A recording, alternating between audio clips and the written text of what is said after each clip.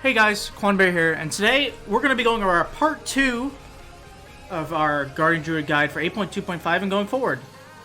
So in the last video we covered such things as like talents and essences. In this one we're actually going to be covering Azerite traits on your artifact pieces, as well as stats. So let's go over stats first. So for Bear, the main stat you're going to want to get is agility first. Eye level means mainly the most because of agility and stamina. After that, it's going to go versatility, then haste, then crit, then mastery.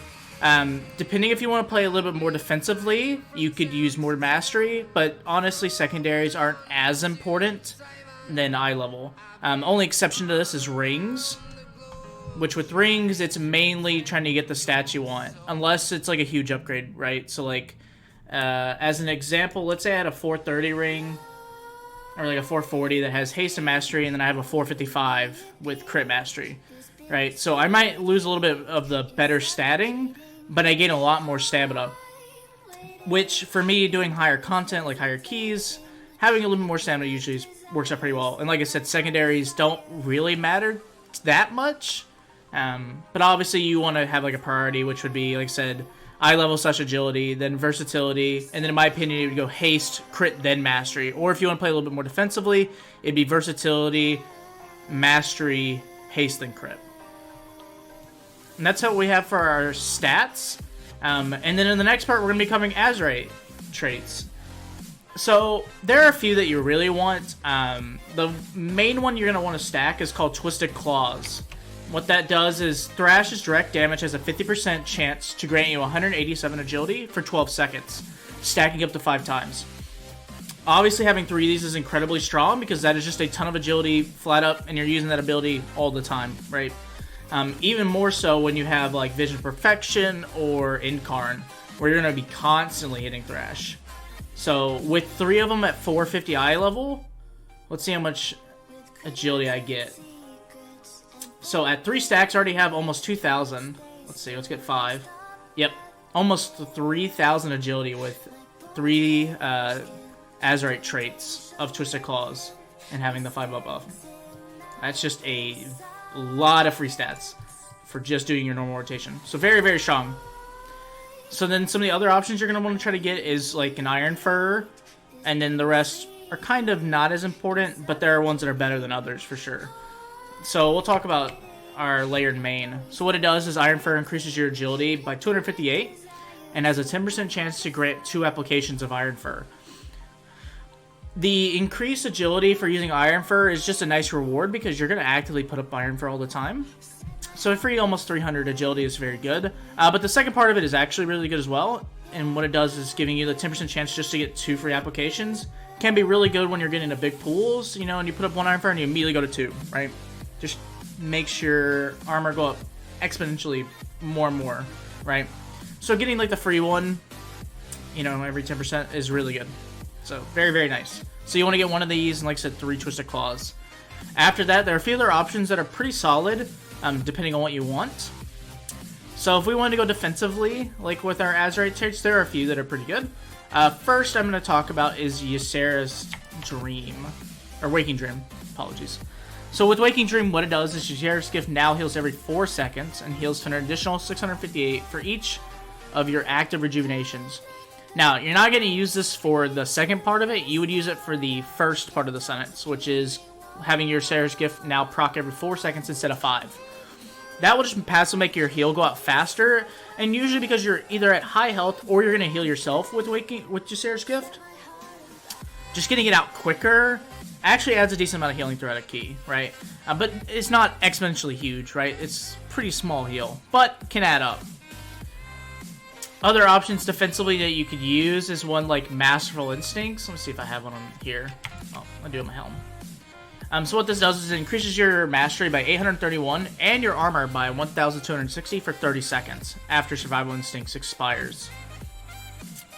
Getting the 831 mastery is not bad because that's usually, I want to say, anywhere from a 10k to a 12k like health increase, which isn't bad itself, and then getting an extra 1,260 armor is fine as well. The only issue with traits that give you armor is you're automatically going to have a ton of armor passively through your Iron Furs, right?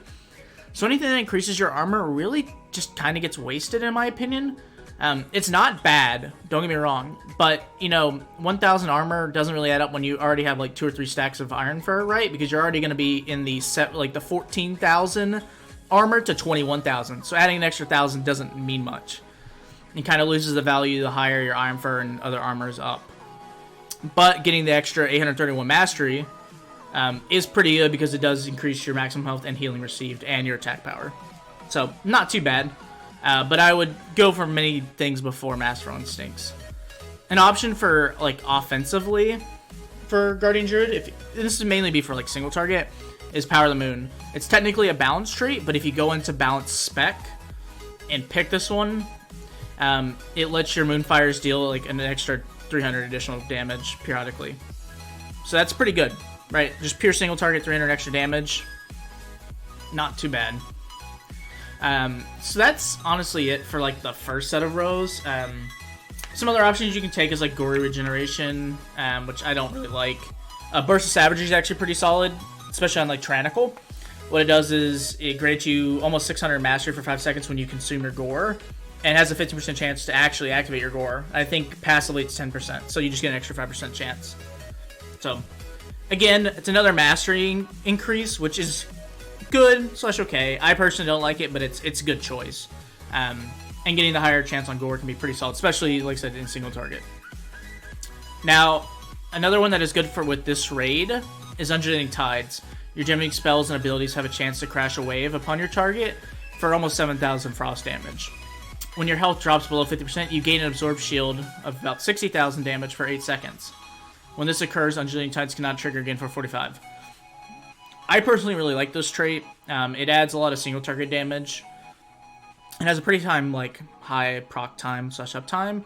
The only issue with it is as a tank, especially in higher content, you very much will get that shield a lot. So you're basically going to have your Undulating Tides on cooldown for 45 seconds all the time.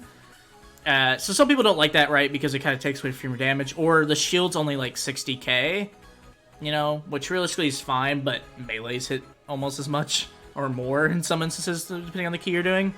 So I really like this trait, but, you know, I can understand why people don't like it, you know, or because it breaks a lot in higher content. But in lower content, you probably won't be breaking this a ton, so it'd actually be really good in there. Now, when we get to, like, the Tier 3 and Tier 4, there's some really solid choices. Crystalline Carapace is actually a pretty solid choice. Other ones, let's look at some other options. Ones like a Blade of Shielding's okay. Heed My Call is an okay, like, offensive one. But mainly you're going to go a little bit more defensive because you're a tank. Your priority is living, right? So, like, a Blade of Shielding's fine. Blade of Shielding, Crystalline Carapace. If you're going a little bit more offensive, you could go, like, Gut Ripper, Heed My Call, stuff like that. The haste increase one, like life speed, stuff like that's also pretty solid. Overwhelming Power is really good. Just getting a lot of free haste, like, quickly.